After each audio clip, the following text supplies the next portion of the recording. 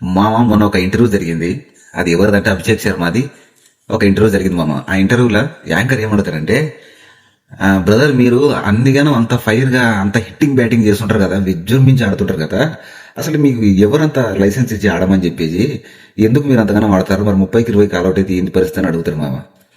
అప్పుడు అభిషేక్ శర్మ చెప్పేది ఒకటి, మా ధైర్యం అంతా మా ఎస్ఆర్హెచ్ లో పార్ట్ కమ్యూనిస్ట్ క్యాప్టెన్. అతను ఏం చెప్తాడంటే ఒకటే మాట, అందరికి చెప్పేది ఒకటే మాట, 20 రన్నులున్నా 30 రన్నులున్నా 40 రన్ల కాలౌట్ అయినా సరే మన బ్యాటింగ్, మనం ఆడే బ్యాటింగ్ చూస్తే అవతలి బౌలర్లకు ఉచ్చబడిపోవాలి. మీరు ఏం చేస్తారో నాకు తెలియదు, స్కోర్ మాత్రం 250 పైనే ఉండాలి.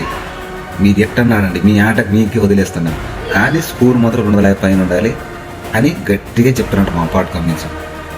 అలా చెప్పినప్పుడు ఏ బ్యాటర్ అయినా ఎదుర్కొంటాడు చెప్పండి? కుక్కను కొడతాడు అవతలి బౌలర్లను. ఇన్కేస్ నేనైనా ఆస్ట్రేలియాలో కూడా కుక్కను కొడతాను. ఎవరైనా అంత ఫ్రీ లైసెన్స్ ఎవరు ఇయ్యరు అన్ని టీములలో, కానీ పార్ట్ కమ్యూనిస్ట్ ఇస్తాడు. ఎవరికి నచ్చింది వాళ్ళు చేసే విధంగా చేస్తాడు పార్ట్ కమ్యూనిస్ట్. అందుకు పార్ట్ కమ్యూనిస్ట్ అంటే అందరికీ ఇష్టం.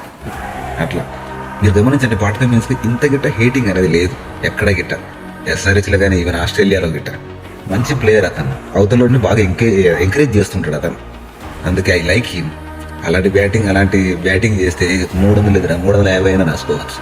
ఈసారి చూస్తారు హైదరాబాద్ ఏంటంటే చూద్దాం.